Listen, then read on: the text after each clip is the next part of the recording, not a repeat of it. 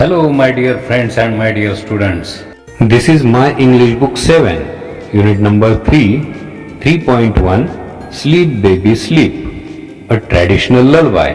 Today we will practice English workshop given under this poem.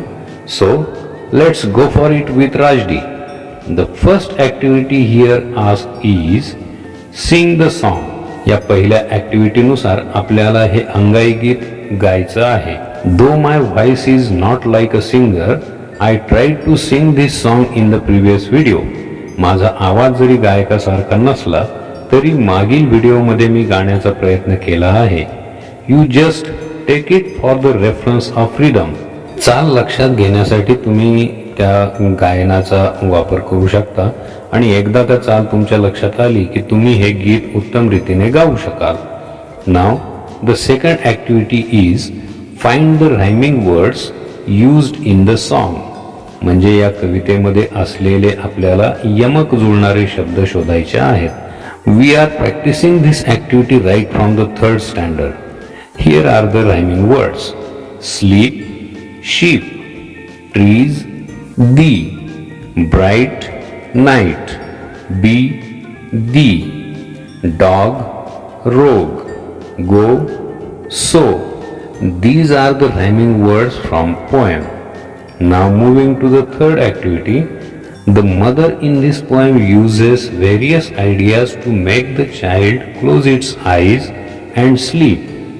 या कवितेमध्ये आई आपल्या बाळाने डोळे बंद करून झोपी जावं म्हणून विविध कल्पना वापरते. Find the stanzas where the following ideas are used.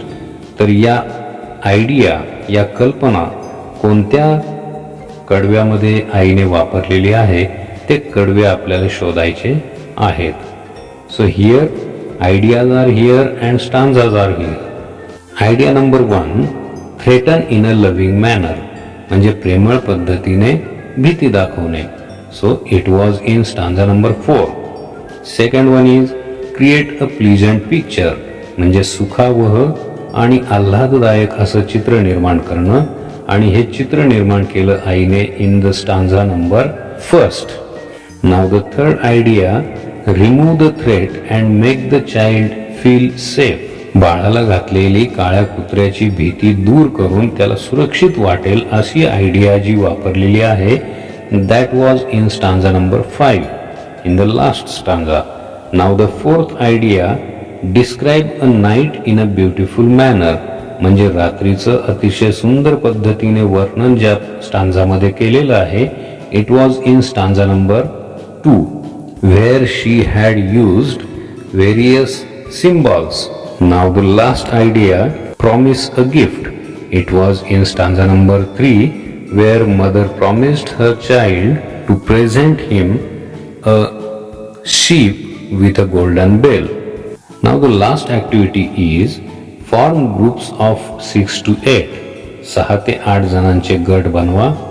List the favorite songs or poems of all group members. गटातील सर्व विद्यार्थ्यांच्या आवडीच्या गीतांची किंवा कवितांची यादी बनवा. Make a long list by putting together all lists prepared by the different groups. आणि या अशा विविध गटांनी तयार केलेल्या ज्या याद्या आहेत त्यांच्यापासून एक लांब मोठी यादी बनवा. You may choose songs or poems from any language. आणि यासाठी तुम्ही कोणत्याही भाषेतील कवितांची किंवा गाण्यांची निवड करू शकता. Now describe your favorite songs with the help of the labels given below. आणि आता ही जी तुमची आवडती गाणी आणि कविता आहेत यांचं वर्णन करायचे. डिस्क्राईब कसं करायचंय? With the help of the labels given below. खाली जे लेबल्स दिलेले आहेत या लेबलचा वापर करून आपल्याला या फेवरेट सॉंग्स किंवा कवितांचं वर्णन करायचं आहे. Note that you can select more than one label for a poem.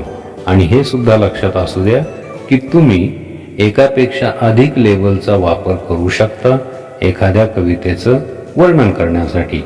For example, the duck and the kangaroo by Edward Lear is a funny poem as well as a narrative poem. उदाहरणार्थ the duck and the kangaroo हे Edward लियर यांनी लिहिलेली जी कविता आहे ती एक funny poem आहे, म्हणजेच मजेदार कविता आहे. आणि त्याचबरोबर as well as it is a narrative poem, that means त्यामध्ये संवाद आहेत, म्हणून ती संवादयुक्त कविता आहे. Now let's see what labels are given here. The first is patriotic song म्हणजे देशभक्तीपर गीत, प्रेयर म्हणजे प्रार्थना, इन्स्पायरेशनल सॉन्ग म्हणजे स्फूर्तिदायक गीत, प्रेरणादायक गीत, फोक सॉन्ग म्हणजे लोकगीत, ललबाय अंगाई गीत, बॅलड पोवाडा, मार्चिंग सॉन्ग संचलन गीत, नर्सरी राईम म्हणजे बालगीत, रोमॅन्टिक सॉन्ग म्हणजे भावनिक गीत, तर नेचर पोएम म्हणजे निसर्ग कविता, वेलकम सॉन्ग म्हणजे स्वागत गीत, फनी सॉन्ग और पोएम म्हणजे मजेदार गाणी किंवा कविता, सॅड सॉन्ग और पोएम म्हणजे दुःखी गाणं किंवा कविता, शोकगीत किंवा कविता, song for a special occasion that means विशिष्ट प्रसंगी गाण्यासाठी गीत, टायटल सॉन्ग म्हणजे शीर्षक गीत, जिंगल म्हणजे नादमधूर असणारी छोटी गाणी जी जाहिरातींमध्ये असतात पहा, जाहिरातींमधील तालबद्ध शब्द, नरेटिव्ह पोएम दॅट मीन्स संवादयुक्त कविता, अँड रिलिजियस सॉन्ग म्हणजे धार्मिक गीत. So these labels we are going to use for describing the favourite songs we have made the list of.